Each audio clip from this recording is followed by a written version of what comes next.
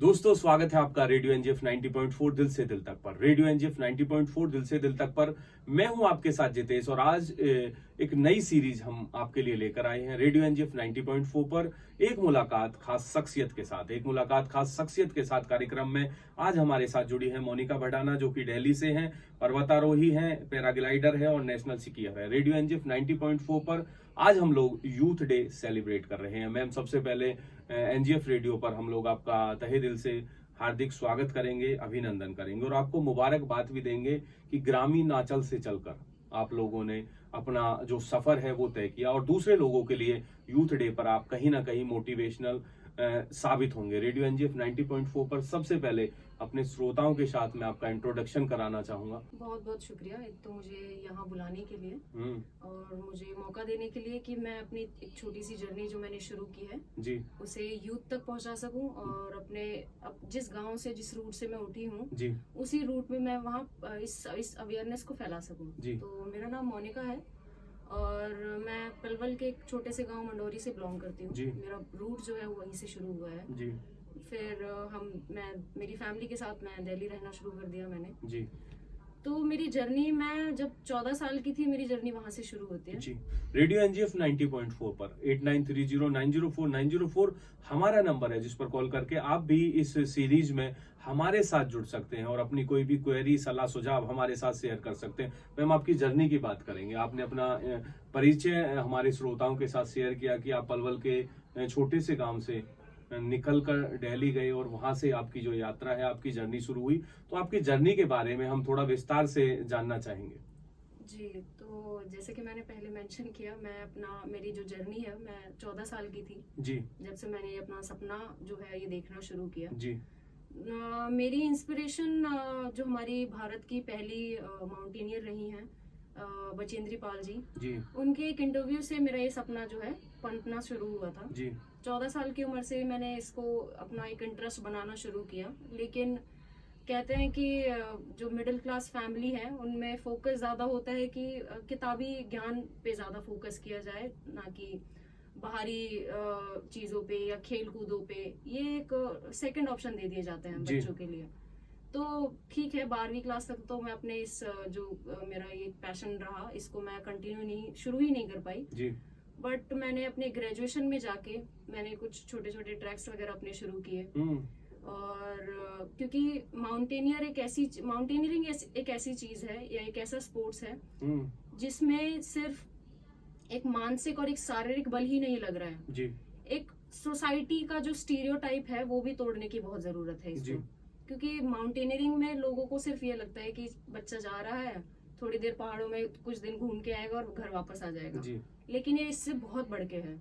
Mountaineering एक ऐसा sport है जहाँ बच्चा जा तो रहा है या कोई भी इंसान जा तो रहा है, लेकिन वहां से वापस आने की संभावना जो है वो बहुत कम हो जाती है किसी भी पहाड़ पे चढ़ने से पहले। तो उसके लिए मुझे खुद को टेस्ट करना बहुत जरूरी था। तो मैंने 1 दिन के, 2 दिन के या 1 हफ्ते के ट्रैक्स करने शुरू करे। फिर मैंने कुछ इंस्टीट्यूट्स के बारे में रिसर्च करना शुरू करा, क्योंकि वही दिक्कत है कि हमारे पास अवेयरनेस नहीं है, जागरूकता की कमी की वजह से मेरे को 12वीं क्लास तक पता ही नहीं था कि हमारे भारत में कुछ ऐसे इंस्टीट्यूट्स हैं जो माउंटेनियरिंग कोर्सेज कराते हैं, बेसिक एडवांस कोर्सेज कराते हैं, सब्सिडाइज्ड कोर्सेज होते हैं वो। पर मेरी ही उस एक कमी की वजह से या फिर कह लो कि अवेयरनेस की वजह से मैंने बहुत लेट शुरू किया अपनी जर्नी को। तो 2023 में मैंने अपना बेसिक कोर्स किया था, Jawahar institute of mountaineering and winter sports. ये कश्मीर में पड़ता है, पहलगांव में। तो वहां से मैंने शुरू किया अपनी जर्नी।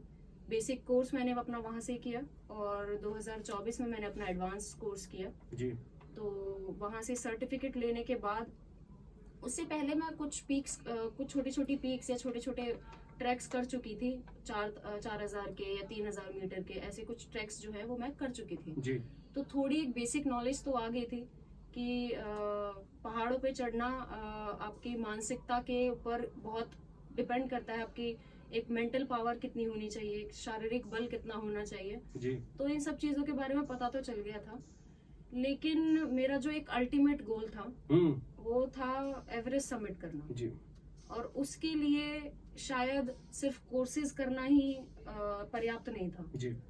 आगे पीक्स करना, आगे और उन पीक्स में महारत हासिल लेना, ये मेरा गोल बन चुका था माउंटेन उसके लिए, एवरेस्ट के लिए। बिल्कुल, सारी चीजों को प्रैक्टिकल करना जी होगा। बिल्कुल। यूथ डे पर मैम हम आपसे जानना चाहेंगे कि जो हमारे आसपास के यूथ हमें सुन रहा है वो कैसे पर्वतारोही या पैराग्लाइडर जो कोर्सेज हैं, इंडिविजुअल कोर्सेज हैं, इनके साथ जुड़ सकते हैं। अ, हमारे इंडिया में 4 से 5 इंस्टीट्यूट्स हैं जी जो ये माउंटेनियरिंग कोर्सेज कराते जी। हैं, और उनमें से कुछ इंस्टीट्यूट्स हैं जो पैराग्लाइडिंग और स्कीइंग कोर्सेज भी कराते हैं। जी मैं एक नेशनल स्कीयर भी रही हूँ, लेकिन मैंने इंस्टीट्यूट से तो कोर्सेज नहीं किए, जी लेकिन है कुछ इंस्टीट्यूट्स हैं जो कोर्सेज, स्की कोर्सेज भी कराते जी, हैं। जी। तो उनमें एक जो जिससे मैंने किया वो कश्मीर में पड़ता है, जी जिसको जिम भी बोलते हैं इन शॉर्ट फॉर्म। जी एक हिमाचल में अभिमास करके पड़ता है, जी वो इंस्टीट्यूट है। एक उत्तरकाशी में निम करके पड़ता है, निमास है जी उत्तराखंड में।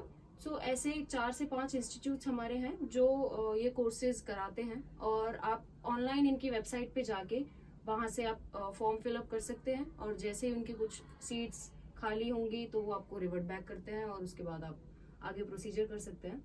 तो ये बहुत सिंपल प्रोसेस है, ऐसा कुछ नहीं है कि आपको घर से बाहर निकल के ही वो चीज़ें वहाँ इंस्टीट्यूट में जाके ही करनी होंगी। घर जी। बैठे बैठे भी आप उस कोर्स के लिए रजिस्टर कर सकते हैं। बिल्कुल दोस्तों, मैं आपको बता दूं कि हमारे इंडिया में, हमारे भारत में 5 गवर्नमेंट इंस्टीट्यूट हैं जो कि डिफेंस मिनिस्ट्री जिनको रन करती है, और आप उनके साथ जुड़कर उनकी वेबसाइट पर ऑनलाइन भी सारी चीजें हासिल कर सकते हैं, और जब वहां पर जरूरत होगी तो वो लोग आपको रिवर्ट भी करेंगे। रेडियो एनजीएफ 90.4 पर मैम बातचीत का सिलसिला जारी रखेंगे। आपकी अचीवमेंट को लेकर हम बात करेंगे कि एक सर्टिफाइड पर्वतारोही और एक पैराग्लाइडर की जो हम बात कर रहे हैं, तो आपकी जर्नी, आपके सफर और आपकी अचीवमेंट की हम बात करना चाहेंगे कि रेडियो एनजीएफ 90.4 पर। अभी तक बहुत ज्यादा कुछ अचीव तो नहीं किया जी जर्नी शुरू ही हुई है तो अचीवमेंट्स शुरू ही हुए हैं। जी लेकिन पिछले 3 सालों में जब से मैंने अपना एक ये जर्नी शुरू की है, तो मैंने स्कीइंग से अपनी जर्नी शुरू की थी। जी और जितने भी ये खेलो इंडिया यूथ गेम्स होते हैं, जी तो कश्मीर में उनके जो यूथ गेम्स होते हैं, मैंने वहाँ पे नेशनल्स में पार्टिसिपेट किया है स्कीइंग में, स्की माउंटेनियरिंग में, जी जिसमें स्कीइंग और माउंटेनियरिंग दोनों को इंक्लूड कर दिया जाता है। जी तो 3 साल से मैं नेशनल्स में पार्टिसिपेट कर रही हूँ। सर्टिफिकेट्स हैं, कुछ में पोजीशंस आई हैं। जी तो ये रही नेशनल्स की बात। बाकी पैराग्लाइडिंग में मैंने सिर्फ कोर्सेज ही किए हैं, बट हाँ P1 P2 P3 मैंने अपना जो एडवांस कोर्स है वहाँ पे वो कंप्लीट कर लिया है जी। पैराग्लाइडिंग का।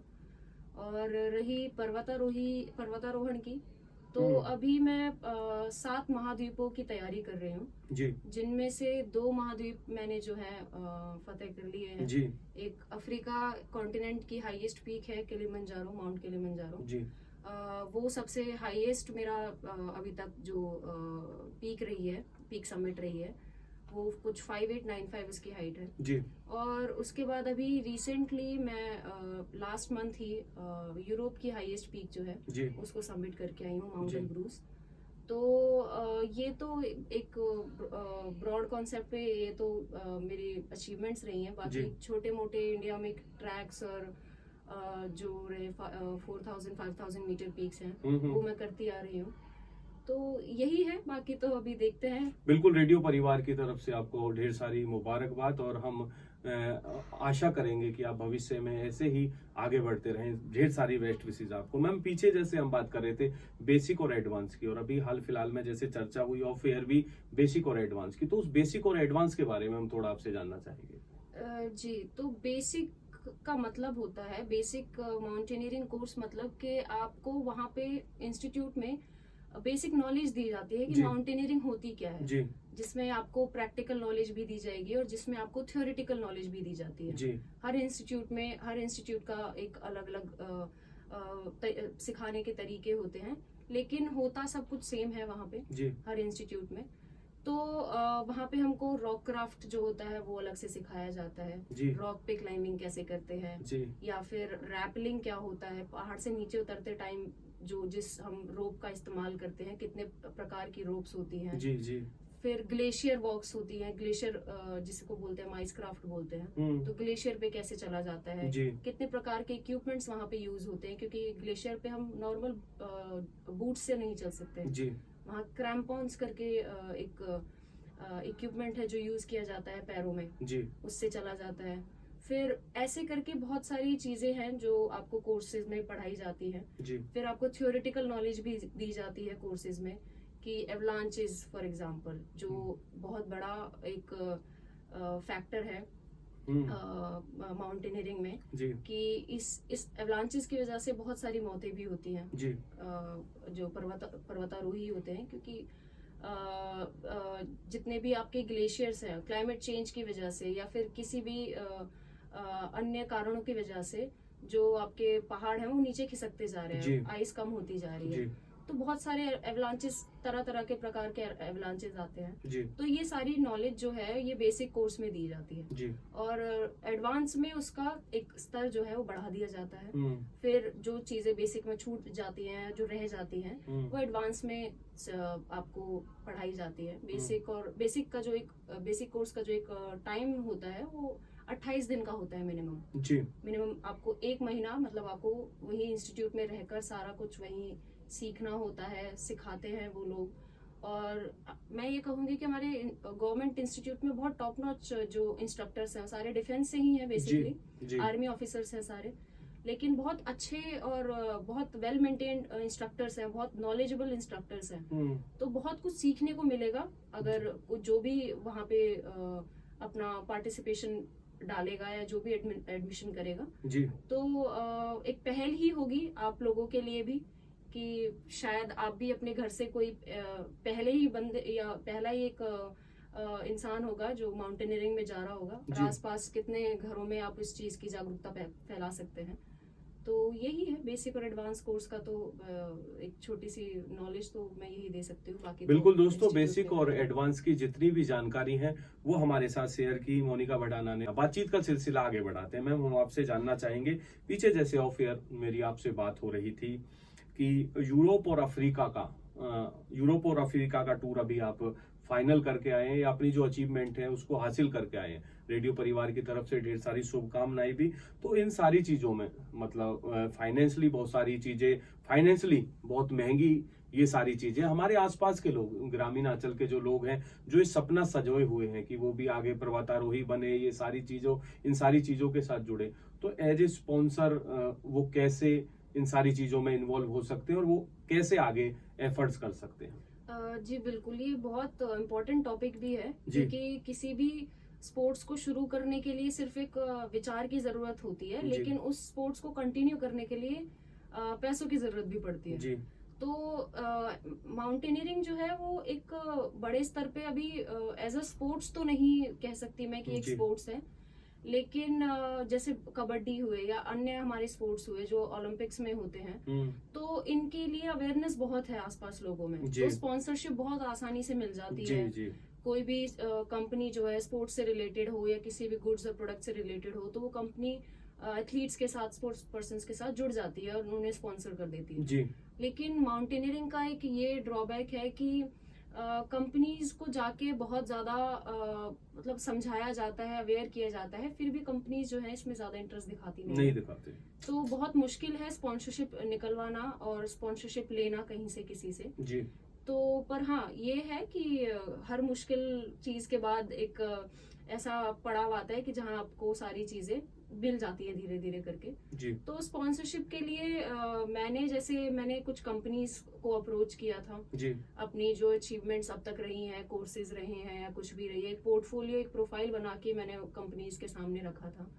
तो अफ्रीका के टाइम पे मुझे स्पॉन्सरशिप मिल गई थी, जी तो बट एल्ब्रूज के टाइम पे अनफॉर्चुनेटली मुझे कोई स्पॉन्सरशिप नहीं मिल पाई। तो घर से ही मैंने मेरी फैमिली ने मुझे सपोर्ट करके और जो एक तरीके से कह सकते हैं प्रोत्साहन करके जी मुझे भेजा।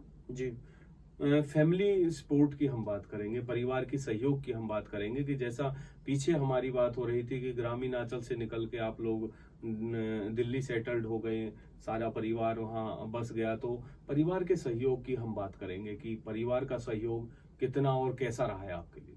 देखिए, परिवार का सहयोग तो, बच्चा अगर किसी भी अपने ड्रीम और पैशन के लिए खड़ा होता है, जी चाहे वो एक बिजनेस खोलने की ही बात क्यों ना हो, तो परिवार को एक टाइम पे डाउट तो आता ही है जी कि बच्चा कर पाएगा कि नहीं कर पाएगा। जी और रही बात मेरी, तो मैं एक बहुत ब्लेस्ड फैमिली से आ रही हूँ, मैं ये कह सकती हूँ बड़े गर्व से जी कि मेरी मदर जो है सिंगल मदर होके, जी मेरे फादर साहब का देहांत हो गया था 2016 में, जी और उन्हीं के बाद मैंने अपना जो ये जर्नी है ये शुरू करी है। जी तो मेरी मदर एक सिंगल पेरेंट होके उन्होंने जितना मुझे सपोर्ट किया है, मैं शायद ही बोल सकती हूँ कि अगर मेरे फादर साहब भी होते तो वो भी मुझ पे इतना ट्रस्ट दिखा पाते या नहीं, मुझे नहीं लगता इतना। जी क्योंकि बहुत एक कॉमन सी चीज है, और मैं बिल्कुल एग्री करती हूँ इस पे कि माउंटेनियरिंग एक ऐसा जर्नी है जहाँ पे बच्चे को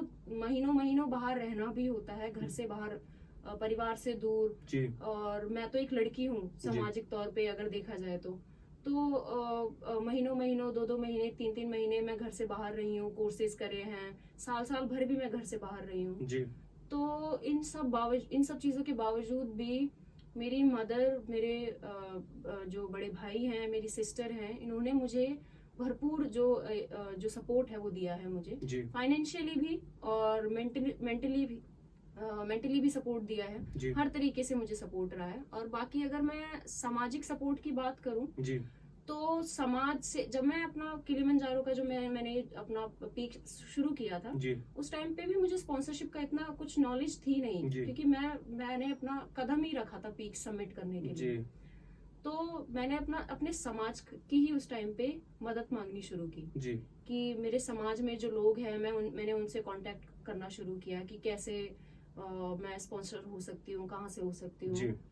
पर उन लोगों से जितनी मदद हो सकी उन लोगों ने उतनी मदद भी की। जी साथ ही साथ मेरे गांव के जितने भी लोग थे, जी वो अपनी तरफ से जो भी सहयोग, जो भी योगदान दे सकते थे, जी उन्होंने वो योगदान मुझे दिया। जी मैं एक ऐसे गांव से आ रही हूँ जहाँ आज भी लड़कियों को पढ़ने के लिए, अपनी पढ़ाई पूरी करने के लिए 100 बार सोचना पड़ता है जी कि गांव से बाहर निकल के जाना पड़ेगा, कॉलेज दूर है गांव से, स्कूल दूर है गांव से।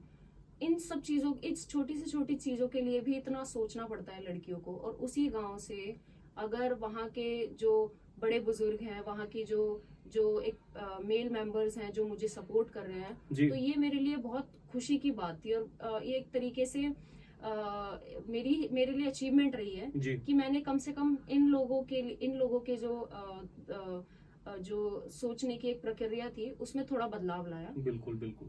रेडियो एनजीएफ 90.4 पर मैम बातचीत का सिलसिला आगे बढ़ाएंगे और आज हम लोग सेलिब्रेट कर रहे हैं इंटरनेशनल यूथ डे यानी अंतर्राष्ट्रीय युवा दिवस। रेडियो एनजीएफ 90.4 पर हम आपसे जानना चाहेंगे आगे के फ्यूचर के आपके गोल्स और आपके एम्स को लेकर। मेरा अभी एक अल्टीमेट गोल जो है वो पूरे दुनिया की सबसे ऊंची जो चोटी है उसको फतेह करना है, जी माउंट एवरेस्ट। अभी मेरी उसी की तरफ तैयारी चल रही है। जो ये 7 कॉन्टिनेंट्स हैं उसमें माउंट एवरेस्ट जो है एक कॉन्टिनेंट आता है एशिया का। तो अभी अल्टीमेट गोल तो मेरा वही है, एवरेस्ट के लिए तैयारी करना। और उसके लिए एक 7000 मीटर की पीक करना बहुत जरूरी है जी। उसके अलावा मैं एलिजिबल नहीं हूँ एवरेस्ट सबमिट करने पे जी। तो अभी तैयारी चल रही है उसके लिए। बाकी अल्टीमेट गोल तो मेरा एवरेस्ट है। बिल्कुल, आपका जो गोल है, आपका जो एम है वो आप जरूर हासिल करें। रेडियो परिवार की तरफ से आपको ढेर सारी शुभकामनाएं। आज की चर्चा, आज के कार्यक्रम का आखिरी सवाल हम आपसे जानना चाहेंगे कि इंटरनेशनल यूथ डे पर आप हमारे जो युवा हैं, हमारा जो यूथ है, उनको क्या मैसेज पास करना चाहोगे? जी, यूथ के लिए मैं सिर्फ एक ये चीज बोलना चाहूंगी कि आज के टाइम पे हमारी यूथ बहुत इंटेलिजेंट है। इस समय की जो यूथ है, पहले से ही नॉलेज बहुत है, अवेयरनेस बहुत है, एक जो नॉलेज का फ्लो है वो बहुत अच्छे से है उनके पास। मोबाइल्स, टेक्नोलॉजीज, इन सब का यूज बहुत अच्छे से है। बट एक जो चीज है, वेस्टर्न कल्चर जो अडॉप्ट किया हुआ है हम सब ने, मैं सबकी बात करूंगी कि वेस्टर्नाइज हम बहुत हो चुके हैं और उसके साथ साथ हम अपने रूट्स को भूलते जा रहे हैं। तो अपने रूट्स को याद करना और अपने रूट्स को साथ में लेके चलना बहुत जरूरी है। जी क्योंकि मैंने भी ये चीज अपनी जर्नी में नोटिस की और अपनी जर्नी में देखा भी जी कि मैं भी सोचती थी कि मैं अकेले ही चीजें कर लूंगी या मैं सेल्फ मेड बनूंगी, या ये जो एक थॉट्स थे। लेकिन जैसे जैसे धीरे धीरे समाज में आती गई, जैसे जैसे सोसाइटी के बारे में पता चलता गया, जैसे जैसे अपने रूट्स को और जानती गई, तो मेरे सामने भी एक एग्जांपल आया कि मेरा मेरा गांव जो है, मेरा गांव के जो लोग हैं वो मेरे साथ खड़े हुए। जी वो भी एक बहुत बड़ा एग्जाम्पल है कि हम अपने रूट्स को साथ लेके चलेंगे तो हो सकता है कि हमारा जो पैशन है, हमारा जो ड्रीम है, या चाहे वो किसी भी फील्ड में है, चाहे वो स्पोर्ट्स से रिलेटेड है, चाहे वो बिजनेस से रिलेटेड है, या किसी भी एक नई सोच से रिलेटेड है, कहीं ना कहीं आपका समाज, आपकी सोसाइटी आपके साथ खड़ी ही मिलती है। जी तो जितना आप अपने रूट को साथ में लेकर चलेंगे और उस एनर्जी को चैनलाइज करेंगे तो जी। आपके लिए उतना ही बेहतर होगा। बिल्कुल दोस्तों, रेडियो एनजेफ 90.4 पर हम भी आपसे आशा, अपील और अनुरोध करेंगे कि आप अपने रूट्स के साथ आगे बढ़े। आज की इस चर्चा में, आज के इस कार्यक्रम में बस इतना ही। कल फिर से आपके साथ जुड़ेंगे एक नई शख्सियत के साथ। तब तक आप सुनते रहें रेडियो एनजेफ 90.4, दिल से दिल तक। जय हिंद, जय भारत।